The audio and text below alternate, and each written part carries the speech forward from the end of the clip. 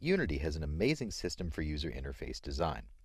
What makes it so powerful is the rect transform, and that everything is built with the canvas and scales appropriately. We'll take a look at the rect transform in this video and explore the power of it and the options it has. To really see the power of this rect transform, we'll add a temporary UI object onto our pause menu canvas. From the top menu, choose Game Object, UI, and Button.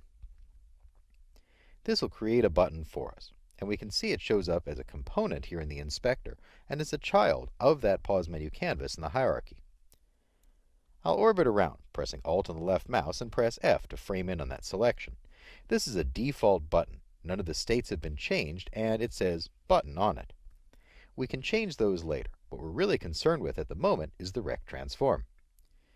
The rect transform, then, tells every object in the user interface where to anchor, how to rotate, and where to position, and additionally has preset positions for that anchor. In the rect transform on this button, we can see the anchors are defaulting to a min and max of 0.5 and 0.5, and this button has a default width and height of 160 by 30. Additionally, we've got our position in X and Y space, and 0 on the Z because we haven't moved it forward or backward.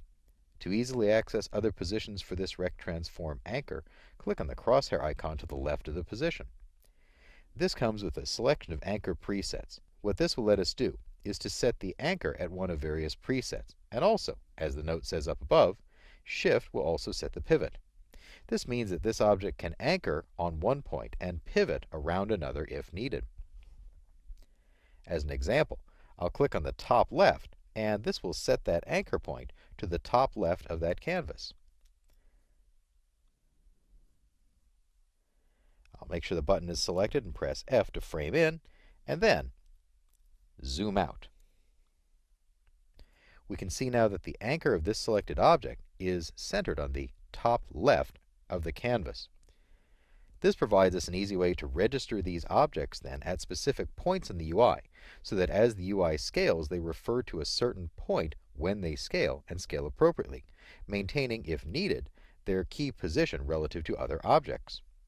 I'll reset this back to center and center. The anchor also defines where an object scales, and so we can split the anchor if we need to constrain this object between 2 points. To split the anchor, and I'll select the button again and press F to frame in on that selection, drag that anchor by clicking on one of the leaves.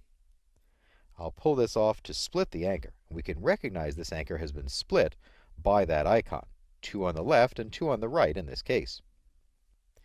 Once more, I'll reset this anchor to unify it back on the center of the object using the predefined positions.